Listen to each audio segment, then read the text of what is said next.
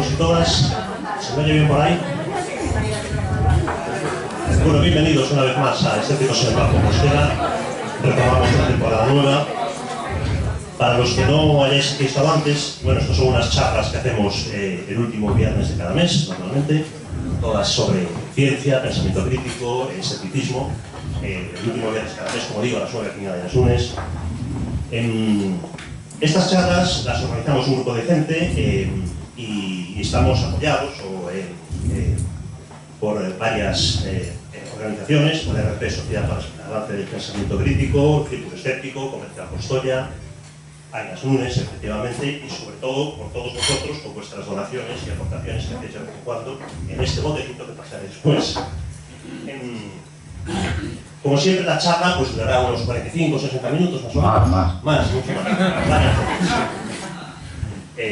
Bueno, lo que Manuel diga.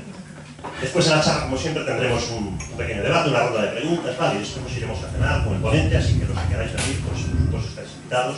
Al final os pediremos que levantéis la mano para tener una idea más o menos de cuántos son, ¿vale? Hoy tenemos con nosotros pues, a Manuel Collado, que está aquí escondido detrás de mí. Él es biólogo y trabaja en el Instituto de Investigaciones Sanitarias del Santiago de Compostela. Es autor de un blog también, me parece, y es relativamente activo en Twitter. Hoy nos habla de la fuente de la eterna juventud. Así que bueno, os dejo ya con él y después de la charla tendremos las preguntas. Muchas gracias, César. Bueno, buenas noches a todos. Se oye bien, ¿no? Sí, incluso fuerte, ¿no? Bueno, así me voy acostumbrando.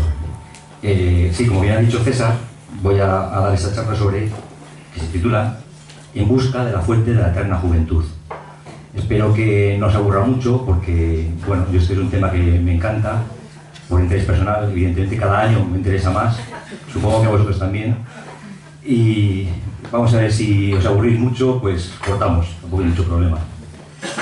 Prometo que estas van a ser las únicas diapositivas así en plan filosófico. Siempre me gusta empezar por esta idea, ¿no?, de que los seres humanos somos los únicos animales que tenemos conciencia de nosotros mismos, de que somos seres vivos, que también estamos condenados a una muerte. Y además todo eso ha causado siempre en la humanidad una gran angustia y ha provocado que desde los inicios de la humanidad estemos buscando la inmortalidad. Y eso lógicamente ha sido pues, el inicio de mitologías, supersticiones y en último término también de las religiones, ¿no? En esa necesidad de trascender y de no conformarse con nuestra vida finita, sino intentar buscar vivir más tiempo, incluso la inmortalidad. El mito del ave fénix, supongo que lo conocéis, ¿no? Sería sensacional poder tener una vida plena y en el último momento de nuestra vida, cuando se agota, consumirnos entre llamas de una manera rápida, eficaz, para luego tener las cenizas y volver a renacer. Es muy bonito y ¿podemos hacer eso realmente? Bueno, si miramos a nuestras células, lo que nos compone son elementos que tienen esa capacidad de dividirse. Desde el momento que nacemos, estamos compuestos por unas unidades, las células, que como digo son capaces de dividirse y regenerar y crecer, en unos casos más, en unos casos menos, y dar lugar a todo un organismo. Pero estas células son finitas, no pueden dividirse de manera indefinida. Esto provoca el envejecimiento. ¿Ves este niño de aquí? Que parece sacado de Cuéntame. Que es este mismo niño de aquí. Que es este chaval de aquí. Que se convierte al final en esto. Todos lo experimentáis, ¿no? Al final el envejecimiento es algo que nos sucede a todos y del cual tenemos una cierta experiencia. Sin embargo, si nos fijamos en los datos, y esto lo hago siempre a posta, estáis diciendo, joder, vaya positivo, si no se ve nada, porque ya tenéis una cierta edad y entonces no podéis ver, os ayudo con esta ampliación. La expectativa de vida en el último siglo ha aumentado de una manera espectacular, más que doblado en el último siglo. Si os fijáis, a principios del siglo en España rondábamos los 34 o 35 años de edad media de expectativa de vida. Estos datos ya son antiguos, estábamos en 76, 83, hoy en día ya superamos los 80 años, estamos en 79, 80 para hombres, siempre las mujeres tienen una expectativa de vida mayor, en el caso de las mujeres de 86, 87, y no ha parado de crecer, continuamente está creciendo. Hay unos datos de estos, unas cifras que son bastante espectaculares, que dicen que cada año estamos ganando un año de vida, o cada semana, no sé cuánto tiempo. Bueno, la idea es que este crecimiento continuo se sigue produciendo desde el principio del siglo pasado hasta ahora. Luego, algo hemos tenido que hacer bien. Algo hemos tenido que estar haciendo durante el último siglo que ha permitido este espectacular avance de la expectativa de vida. Algunos pueden decir pues, que lo que ha ocurrido es que tenemos homeopatía o acupuntura o hierbitas o gurús de estos, ¿no? Pero lo cierto es que todo esto no es lo que está en la base de nuestra mayor expectativa de vida. La longevidad, esto es bastante de perogrullo, pero es una función, un equilibrio entre el daño al que sometemos a un organismo y la capacidad de reparación de ese organismo.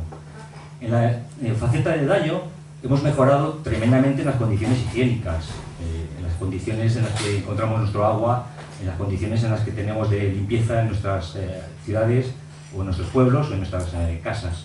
Y por otra parte, la reparación también ha aumentado muchísimo. Tenemos una tecnología médica que avanza, que cada vez nos permite resolver mayor número de problemas y que cosas que hasta hace 20 años eran un problema grave de salud y terminaban condicionando nuestra capacidad de vivir, hoy en día son problemas que se pueden solventar y continuar adelante. Todo esto, por supuesto, se hace a costa de dinero. Esta es una gráfica en la que podemos ver la expectativa de vida en años con respecto al gasto de salud per cápita. Y más o menos podemos ver que hay una correlación bastante buena. Aquellos países que más gastan, más tiempo vive su población. Para que os hagáis una idea, aquí está España, tenemos una expectativa de vida de las más altas del mundo y no lo hacemos nada mal porque nuestro gasto en salud per cápita no es tan alto. Hay países que lo hacen mucho peor, como por ejemplo Estados Unidos, que es este punto que se escapa completamente de la curva, en el que se gasta muchísimo dinero y sin embargo tiene una expectativa de vida que no corresponde para ese nivel de gasto. Pero ¿cuál es el límite de la vida animal? Porque bueno, los vegetales ya tienen unas expectativas de vida espectaculares, estamos hablando de plantas, árboles que pueden vivir miles de años, ¿no? Pero si nos fijamos en algo más cercano a lo nuestro, en nuestro reino, el animal, podemos ver que el envejecimiento realmente es raro en la naturaleza. No es una cosa que se dé habitualmente. Si estamos acostumbrados a animales domésticos, sabemos que envejecen, pero en la naturaleza, un animal que envejece pierde capacidad competitiva con respecto al resto de los animales y perece, no puede sobrevivir.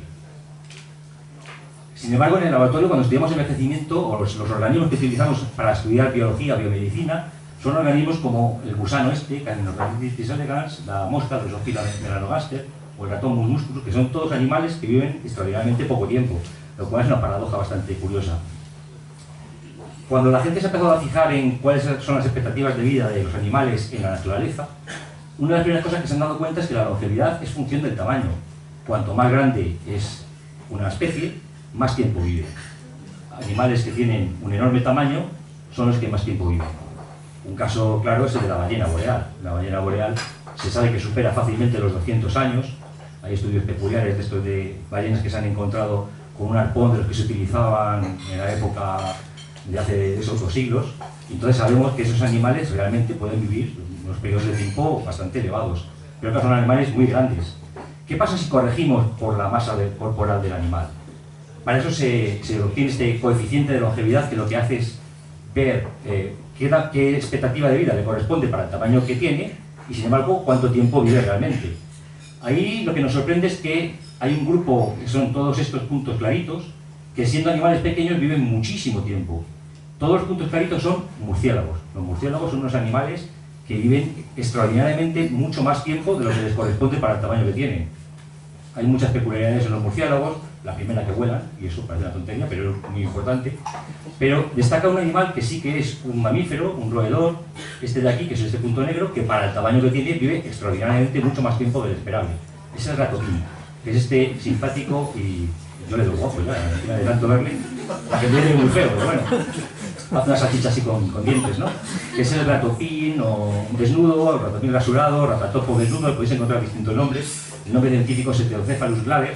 Este simpático bichito puede vivir 30 años y además tiene unas características que le hacen súper interesante. No desarrolla cáncer, resiste el ácido, resiste condiciones en las que de hipoxia, de falta de oxígeno. Todo esto le hace un animal muy interesante y realmente un campeón. Pero también quizás os suene el caso del tiburón este boreal que saltó a las noticias en verano pasado, el verano del año pasado. Estas noticias salen siempre las noticias en verano, porque en verano no ocurren grandes cosas que le llaman la atención a los periodistas y se fijan en hallazgos como este. el tiburón boreal se dató en verano del año pasado en un artículo muy interesante como capaz de vivir al menos 500 años. Esto nos da una idea muy importante de que la biología es compatible con longevidades extremas. Muchas veces pensamos que los materiales de los que estamos hechos, como todos los materiales, están sometidos a la fatiga, al uso, al desgaste, y que la biología de lo que estamos hechos, el material, no es compatible con vivir 500 años. Y sin embargo tenemos aquí un animal que sí que vive 500 años y más. Esto prueba que la biología es compatible con longevidades extremas. Pero esos son animales. Si nos vamos a humanos, ¿cuál es el límite de la vida humana? ¿Tenemos un límite? Para eso tenemos el caso del récord conocido, comprobado, que es el de Jeanne Calment, esta francesa que nació el 21 de febrero de 1875 y murió el 4 de agosto de 1997, que haciendo un cálculo así rápido, son 122 años y 164 días, una auténtica barbaridad. Tanto como para que esta mujer, en su infancia, conociera a Van Gogh, que de hecho fue como se la descubrió, porque un periodista fue a la ciudad en la que vivía, en Arles, y preguntó por allí si alguien quizás había podido conocer a Van Gogh. Le dijeron que fuese a la residencia que había allí de ancianos, y allí estaba esta mujer, que estaba en la residencia de ancianos, pero hacía poco tiempo, porque esta mujer estuvo independiente viviendo en su casa sin ningún problema hasta los 118, una cosa así, o sea, cocinaba y demás, no tenía ningún problema. También conoció, por ejemplo, el entierro de Víctor Hugo, o asistió a la construcción de la Torre Eiffel, porque tuvo que asistir a la Primera Guerra Mundial y a la Segunda Guerra Mundial. Y mucha gente se fija en este tipo de detalles. No, pero si esta mujer fumaba y vivió 122 años, pues fumar no es tan malo. A ver, es verdad que fumaba un pitito de vez en cuando, tomaba una copita de algo, pero un dato que quizás si queréis podemos discutir después es que las longevidades estas súper extremas están asociadas a una genética muy favorable. La longevidad, digamos que extendida, la general, la de los 80, 90, hasta incluso 100 años, son más responsabilidad nuestra de los hábitos que tengamos. Pero es verdad que para longevidades extremas la genética es fundamental. Un dato curioso de esta mujer que a mí siempre me gusta contar es que en Francia hay una forma curiosa de comprar casas, que aquí yo no conozco, que es la de comprarle en vida a una persona mayor su casa a base de pagarle todos los años una renta, con el acuerdo de que cuando esa persona muera, pues la casa es para ti.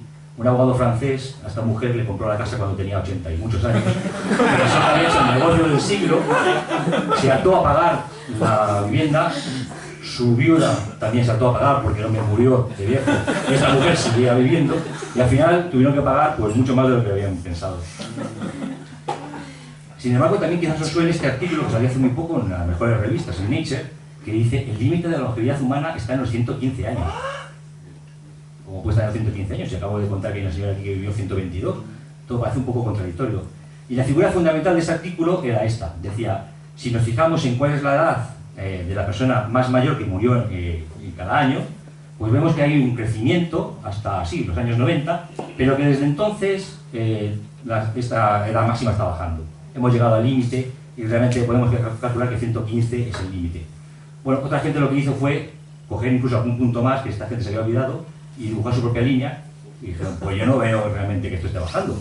Si dibujas bien la línea, lo que ves es un crecimiento, como os decía antes, sostenido y que se mantiene desde principios del siglo. Luego, probablemente no hayamos alcanzado ese límite de 115. ¿Podríamos entonces vivir hasta los 120 años? Si hemos visto que hay una persona que ya ha vivido 120 años, ¿sería eso posible? Ahí es donde surge la idea de las terapias anti-envejecimiento. Y cuando hablamos de terapias anti-envejecimiento, mucha gente piensa que estamos hablando de este tipo de cosas, o que estamos hablando de esto, de simplemente una cuestión superficial. No, estamos hablando de algo mucho más profundo. Estamos hablando realmente del proceso de envejecimiento y no simplemente de una cuestión estética. Claro, esto es un terreno abonado, como podéis imaginar, para todo tipo de estafas, vendedores de humo y demás. Muchos culpables, los científicos que hinchan sus resultados para poder obtener beneficio, periodistas que también les interesa decir hemos descubierto una piedrita que va a permitirnos vivir los 1000 años. La gente que muchas veces no estamos bien informados y no creemos cualquier cosa. Son muchos intereses. Luego también está, por supuesto, el que todos tenemos interés en, creo yo, en mejorar nuestra salud cuando seamos ancianos.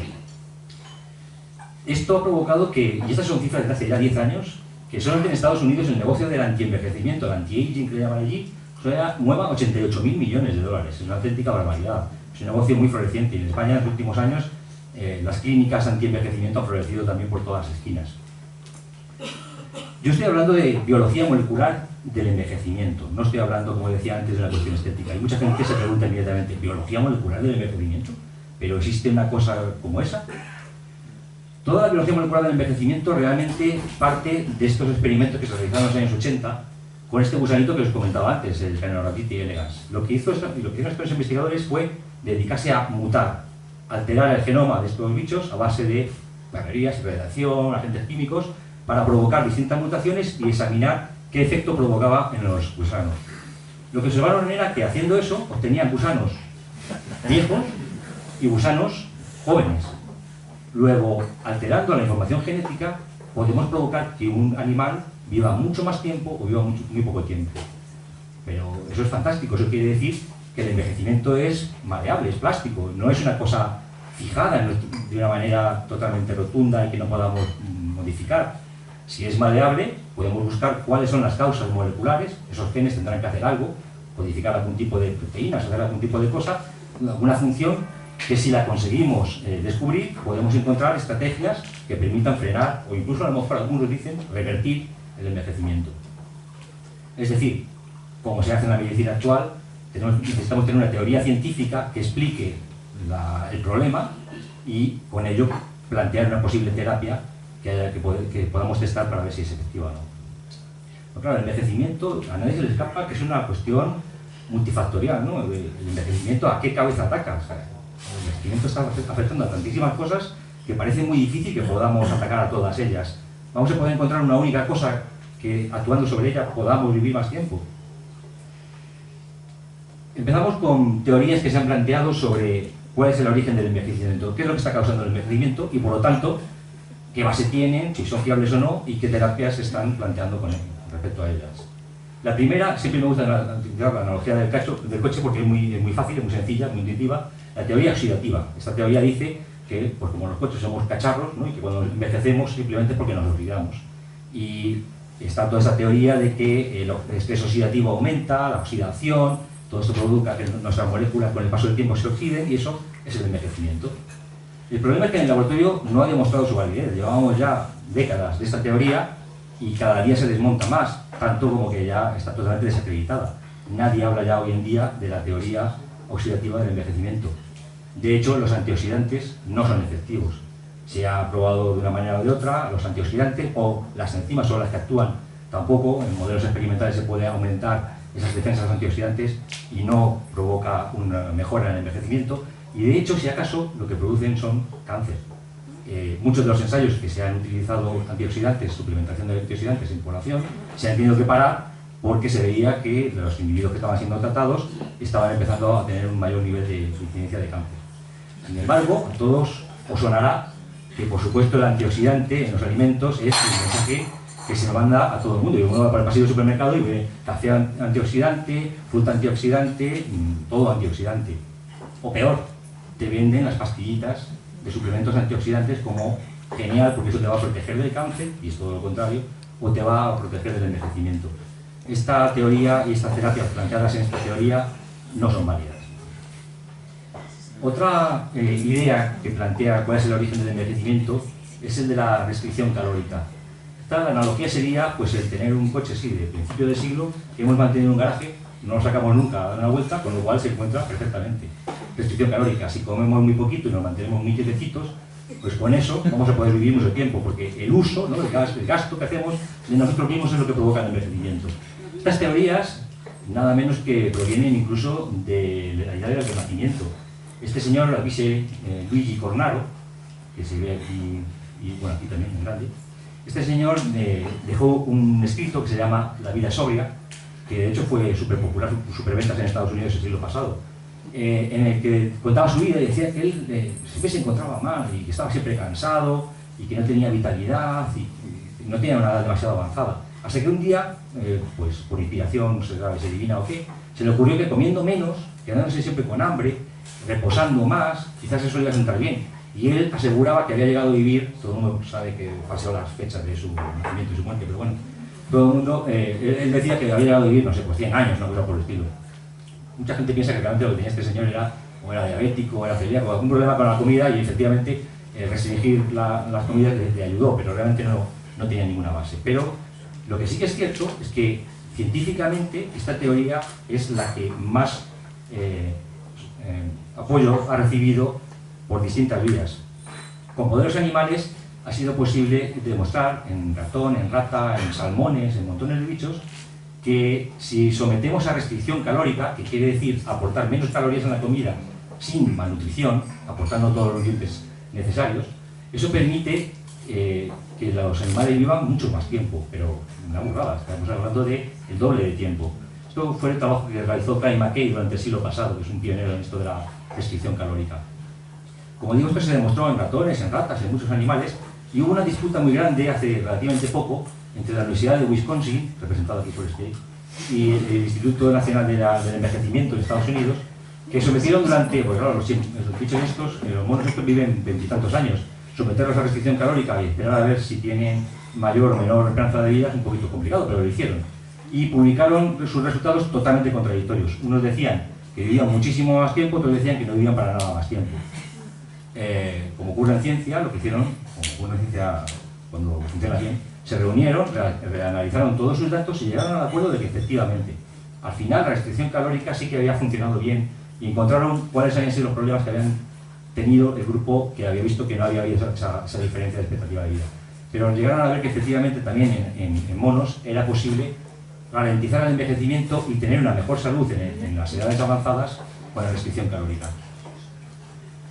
En humanos, alguna gente pues ya hace tiempo que se ha apuntado a esto de hacer la restricción calórica y han dicho, bueno, yo, ¿para qué voy a estar esperando los resultados científicos? Yo ya sé que esto va a ocurrir, y se dedican pues a una comida así bastante triste en la que cuentan cada caloría que toman.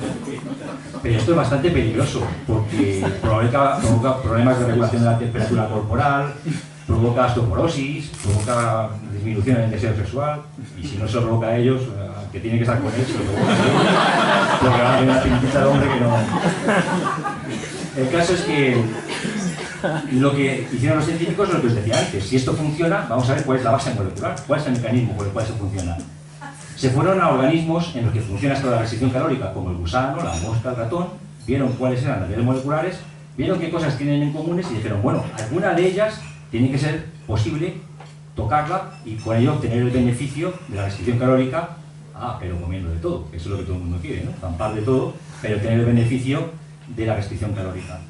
Una de las primeras propuestas fue sirtuinas, que es un gen que está por aquí, común, y que parece que regula todo esto. Todas las sirtuinas fue un hallazgo de este señor Lenny Guarente, en una foto hace unos años y ahora, y si es que es el señor que nos tiene que curar el envejecimiento. No la acabo de ver, pero bueno. Este señor en el MIT fue el que descubrió esto de las sirtuinas y dijo que promovían la longevidad tanto en la levadura, como en la mosca, como en el gusano.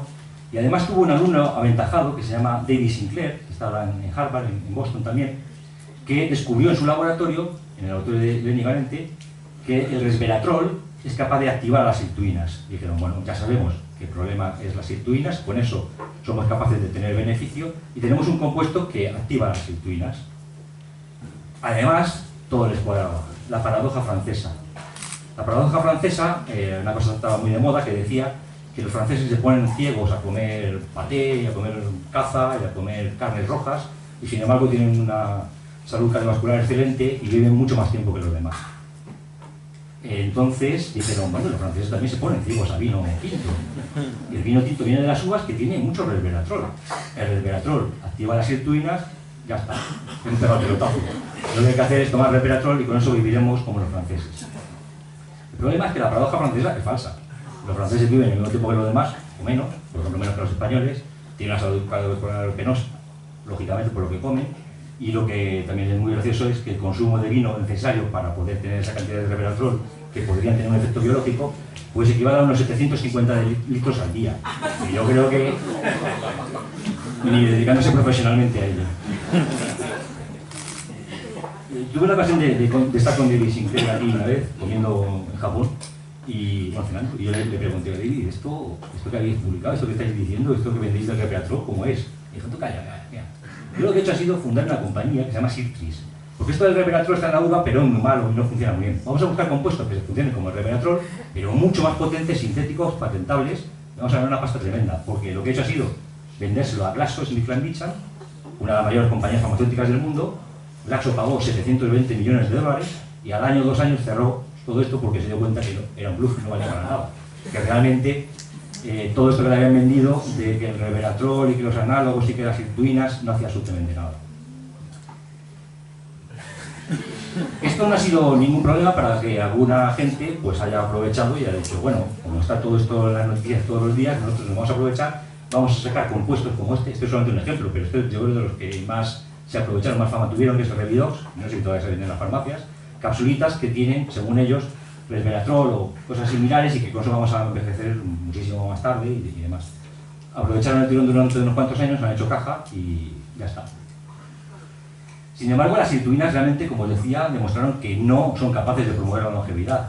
De hecho, esto lo hizo un amigo mío en el laboratorio, Daniel Rand, generó un animal, un modelo genético en el que podía aumentar la cantidad de sirtuinas y veía que eso no hacía que el ratón viviese más tiempo. Es verdad que sí que parecían estar más sanos a edades avanzadas, lo cual es interesante, pero es un problema que suele ocurrir en ciencia. Cuando avanzamos de más sin dar los pasos adecuados y saltamos más adelante y creamos expectativas falsas, luego muchas veces eso provoca el efecto rebote de que abandonamos un área que realmente podría ser potencialmente interesante, como esta de las sirtuinas. Pero es que además el resveratrol, si se lo damos a ratones, no hace absolutamente nada en cuanto a longevidad, nada, cero. Incluso alguna gente que se ha puesto a ver los experimentos originales con los gusanos, con las moscas y tal, dice que tampoco ven nada. O sea que todo esto ha quedado un poco en un punto. La gente, sin embargo, como os decía, sigue buscando cuáles son los mecanismos moleculares de la restricción calórica, porque es, como ya he dicho, la única intervención que ha demostrado claramente ser capaz de prolongar la vida. En toda esta búsqueda de posibles vías, dieron con esto de TOR. Esto de TOR quiere decir Target of Rapamycin, es decir, es la molécula que es la diana de la rapamicina. La rapamicina es esta cosa de aquí, este antibiótico, originalmente antibiótico, que descubrieron unos trabajadores de una farmacéutica. Esta farmacéutica, a sus trabajadores siempre les animaba a que cuando iban de viajes a sitios exóticos, como este, recogiesen muestras por ahí de hongos y de cosas para luego en la empresa pues hacer un extracto y ver si tenían buena actividad.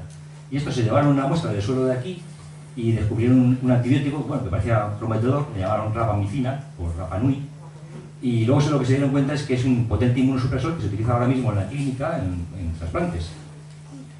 La rapamicina, como tiene este target, que digo target of rapamycin, este TOR, que sí que tiene que ver con la restricción calórica, ha demostrado que en animales, en ratones, sí que es capaz de prolongar la vida. Además de una manera dependiente de dosis, cuanto más rapamicina le das, más tiempo vive el animal. También un dato muy interesante es que la rapamicina se le puede dar al animal cuando ya es viejecito, en un ratón 2 años, lo que podría ser a lo mejor como 70 años, y le permite vivir más tiempo, que para los que tenemos ya una edad es una cosa prometedora. No hace falta empezar a dárselo cuando es jovencito, sino que ya actuando cuando una persona, un organismo es adulto, es viejo, puede prolongar la vida. Pero os he dicho que la rapamicina es un potente inmunosupresor. Seguro que hay gente por ahí ya que está empezando a tomarla y esto no se puede hacer, porque esto es muy peligroso. No debemos utilizar rapamicina, lo que están intentando los científicos es buscar algo similar, que tenga la misma actividad, pero que no sea peligroso.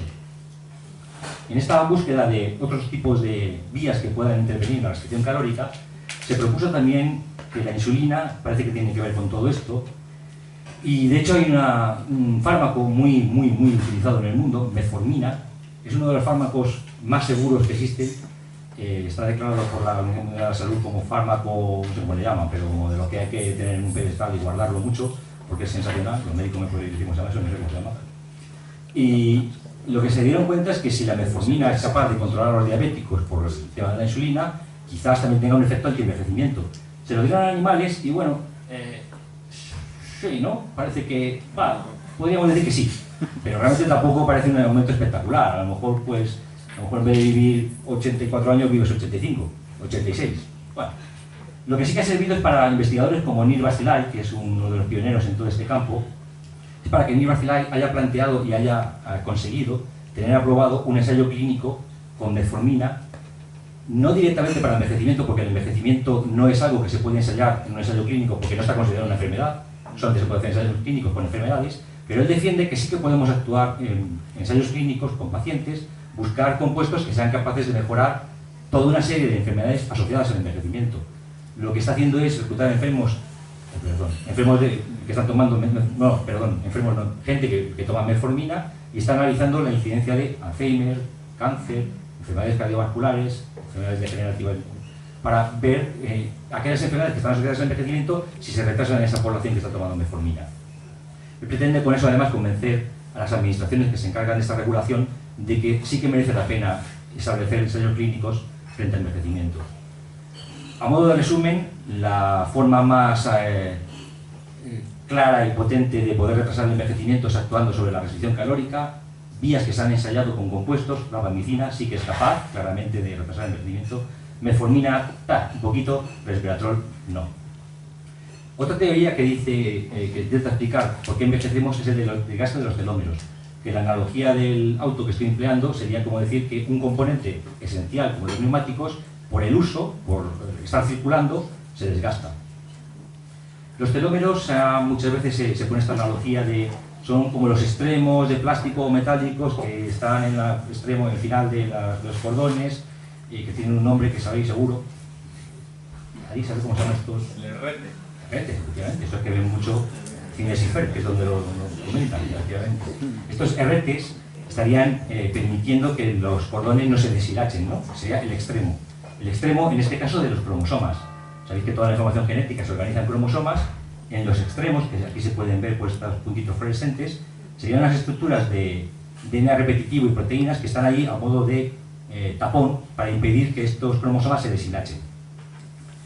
Lo que ocurre es esto, que cada división celular perdemos secuencias porque la maquinaria que es capaz de copiar todo el genoma no es capaz de copiar el extremo último. Entonces, cada vez que se divide, pierde secuencias. Pero para eso tenemos esta enzima que se llama telomerasa, que es capaz de añadir nuevas secuencias de las que se están perdiendo por las divisiones para mantener los extremos en su longitud ideal. El problema es que la telomerasa actúa durante el desarrollo embrionario y se ha acabado. Cuando nacemos se apaga, salvo en células madre del organismo que se mantiene activa. Lo que aquí llamo células somáticas, es decir, todas las células que forman parte del cuerpo no tienen actividad telomerasa, con lo que cada vez que nos dividimos perdemos secuencias del extremo.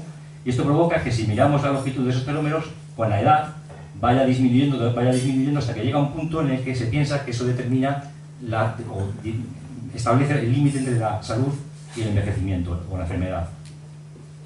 De hecho, hay síndromes de envejecimiento prematuro, síndromes que afectan a toda la maquinaria de los telómeros, que hacen que los telómeros se acorten mucho y esta gente vive muy poco tiempo con un envejecimiento que es palpable a cortas edades, incluso en edades de adolescentes. Hace tiempo que, descubriendo esto de los telómeros, una compañía, Geron Corporation, que dijo, bueno, pues vamos a buscar compuestos que activen a la telomerasa y con eso encontraremos algo anti-envejecimiento. Y encontraron un compuesto que se llama TA65. El TA65 además se encuentra en el astrágalo, una hierba muy utilizada en la popularísima medicina china, con lo cual ya tiene todas las bendiciones, porque si se encuentra en una hierba y encima se lo usan los chinos, pues debe ser maravilloso. El problema es que en el cáncer también los telómeros se alargan. Todos los tumores están compuestos por células que se dividen mucho. Para poder dividirse mucho, os he comentado que no podríamos si los telómeros se acortan y se deshilachan los cromosomas. Entonces, lo que hacen todos los tumores es encargarse de tener alguna forma, reactivando la telomerasa, de mantener sus telómeros largos. Con lo cual, no parece una forma muy sensata de mantener tu envejecimiento controlado a base de telomerasa. Sin embargo, hay gente como este Noel Patton, que hace tiempo lo que hizo, este tío no tiene ni es médico ni tiene ninguna formación biomédica, lo que es entrepreneur de esto, emprendedor.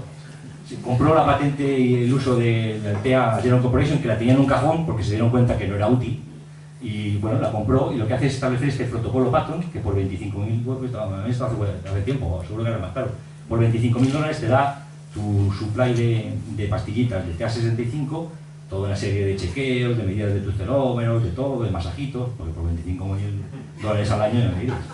Y con esto del 20, que con eso vais a estar perfectamente. No parece una forma muy práctica realmente de controlar el envejecimiento.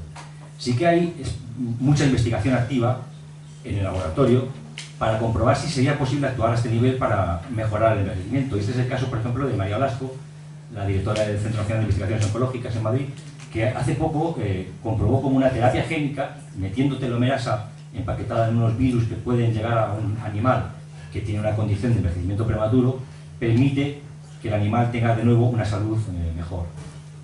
Esto plantea la posibilidad, como digo, experimental de laboratorio de que quizás en un futuro una terapia génica dirigida hacia mejorar o restablecer la actividad telomerasa pudiese ser útil.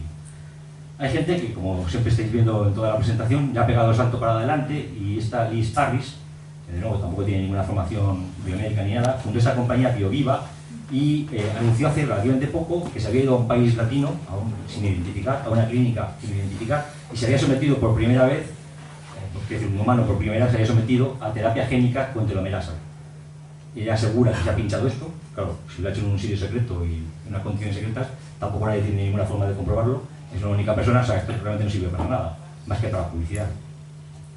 Otra teoría que trata de explicar el envejecimiento es la teoría sistémica, aquí representada por, es algo que circula por todo el motor, por todo el automóvil, y eso, su desgaste es lo que provoca el envejecimiento, pero es algo que puede estar afectando a todo el organismo.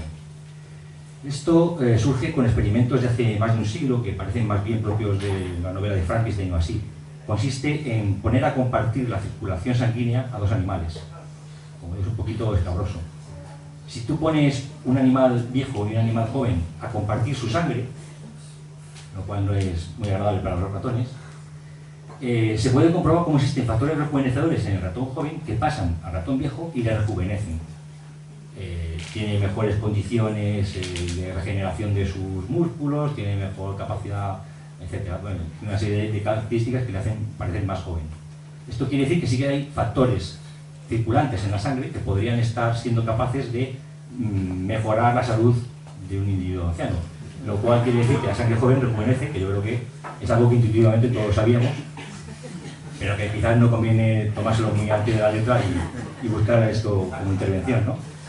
Sin embargo, sí que hay gente que ya ha pegado el salto de nuevo, y está esta compañía, Ambrosia, que por $8.000 te hace una transfusión de sangre de estudiantes. Esto está en la costa oeste de Estados Unidos, en California, y dice que ellos reclutan a estudiantes universitarios, les sacan sangre, que me río yo de lo que habrán hecho los estudiantes universitarios estadounidenses, de los cuales reciben esta sangre para ponértela a ti. No sé yo si va a rejuvenecer o va a ser algo peor. De hecho, el tipo que hace esto ha estado varias veces en la cárcel y demás. Pero bueno. De hecho, derivado de esto, también una noticia muy curiosa hace poco, que es esta de que la caca joven rejuvenece a los peces viejos.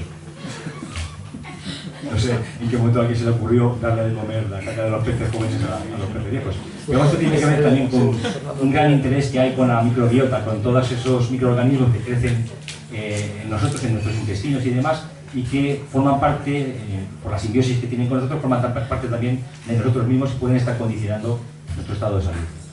Esto literalmente. Otra teoría, vamos acabando ya, tener paciencia, es la teoría mitocondrial, que sería lo que envejece es el carburador, el centro de la energía del automóvil. Las mitocondrias se empiezan comparado con eso, con factorías de energía, porque son las que se encargan de producir dentro de la célula la energía necesaria para todas las funciones. Con el envejecimiento se sabe que estas mitocondrias empiezan a dejar de funcionar, a disminuir en número. Tiene sentido que si se están disminuyendo en número y en funcionalidad, con la edad, lógicamente, si son la fábrica de energía, pueden estar detrás del envejecimiento. Lo que se ha visto es que en animales, sometiéndoles a ejercicio físico, recuperan o mantienen, no pierden tanto capacidad mitocondrial ni número de mitocondrias. Con lo cual, esto que habréis oído, que efectivamente es así, el ejercicio es una de las mejores formas de mantenernos sanos en general y probablemente también de envejecer más lentamente. Y por último está la teoría celular, que viene a decir que no es que falle el aceite o el carburador, sino que cada una de las piezas que forman el auto son las que envejecen. Y las piezas que forman nuestro auto son las células. Sabéis que estamos hechos de una unidad básica, que es la célula, que forma las piezas básicas que ensambladas forman el organismo. Esta idea del envejecimiento celular surgió a mediados del siglo pasado por este investigador, Len Hayflick, que cuando empezaba su carrera y era joven, aunque por la foto no lo parezca, porque esta foto es antigua, siempre parece uno más mayor, ¿verdad? Pero cuando era joven le reclutaron al Instituto Wistar, contrataron al Instituto Wistar para estudiar los cultivos celulares. ¿Por qué tenían tanto interés en cultivos celulares? Por una gran necesidad de cultivos para poder generar vacunas. Estamos hablando de la época en la que se desarrollaron las vacunas más importantes de la rubéola, del sarampión, de la polio, y todas esas vacunas se generaban en cultivos celulares fundamentalmente de mono. Los monos tienen virus que podrían saltar al humano, y de hecho hubo algún caso, por ejemplo con lotes de vacuna de polio, que resultaron contaminados con algún virus que pensamos que incluso podría ser bastante perjudicial para el humano. Entonces, había necesidad de generar cultivos celulares. Y Hayflick lo que pensó es, si utilizo células humanas normales y que sean de un estadio muy temprano, de un feto, ahí no ha podido haber todavía ningún tipo de infección, son células que tampoco son tumorales. En aquel momento había mucho miedo de, como se desconocía cuál era el origen del cáncer, si hacemos vacunas en células tumorales, quizás podamos estar inoculando luego el cáncer a una persona. Vamos a recurrir a células de un embrión y por lo tanto no tendremos ese problema. Lo que Hayflick vio fue que estas células en cultivo crecen muy bien, permiten el crecimiento de los virus para formar las vacunas, pero siempre llega un momento en el que las células se paran en el sentido de que ya no pueden dividirse, han agotado su capacidad de proliferar. Y él dijo, pues esto es lo mismo que ocurre con el envejecimiento, porque somos capaces de, como os decía al principio de todo, dividirnos, regenerarnos, pero llega un momento en el que ya no podemos hacerlo más. A esto le denominó senescencia celular, y él propuso que era la base del envejecimiento.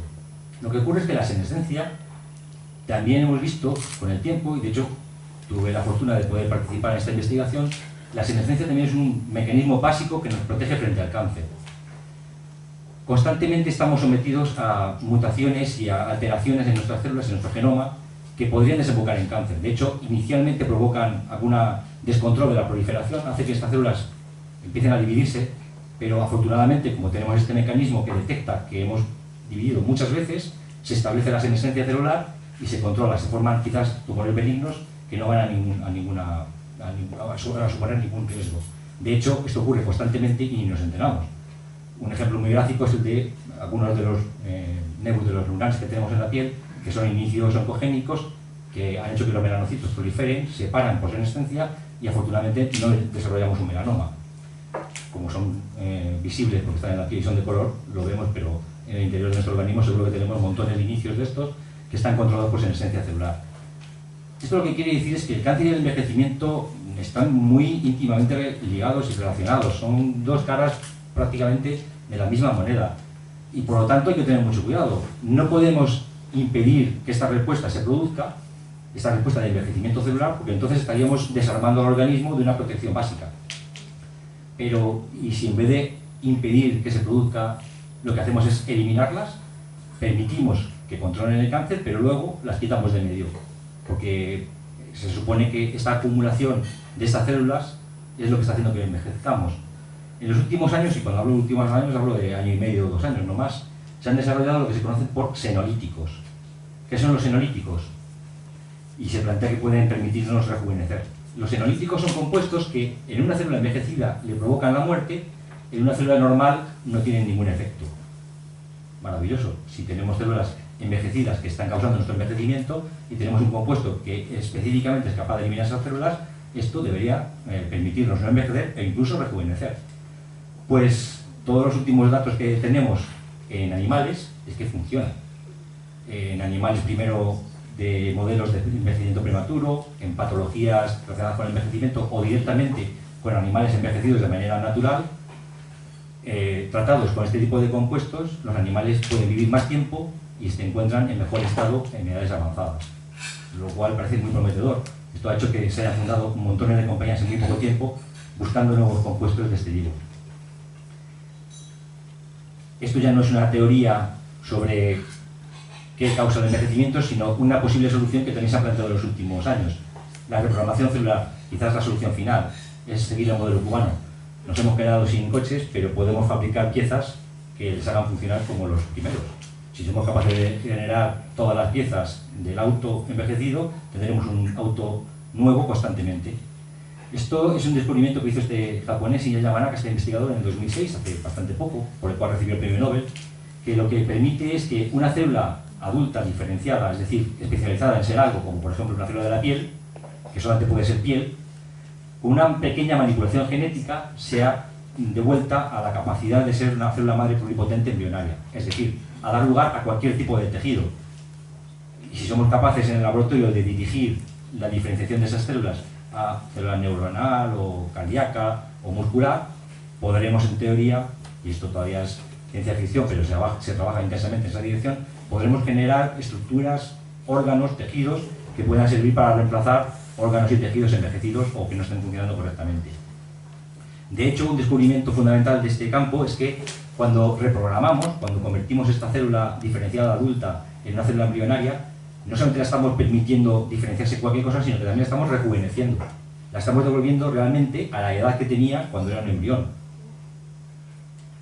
Y eso ha servido para algunos investigadores como Juan Carlos Izpisúa, un español que trabaja en el Instituto Salk en California, para plantear que, al menos en animales, si conseguimos inducir esta desdiferenciación, este rejuvenecimiento, quizás sirva para que animales puedan vivir más tiempo, y eso parece ser que es el caso.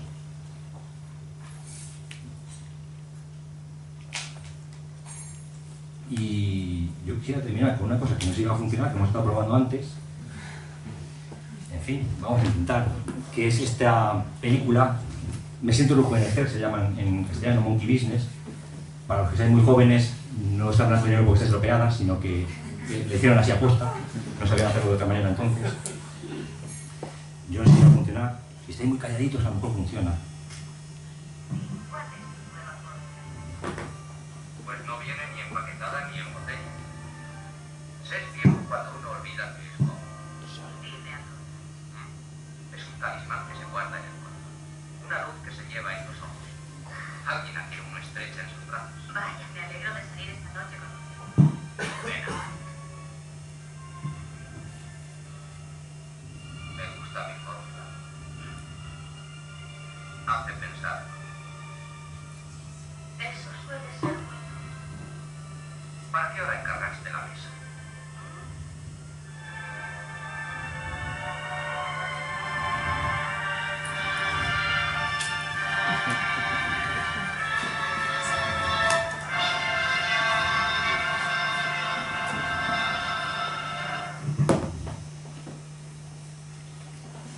Y nada más. Gracias a todos.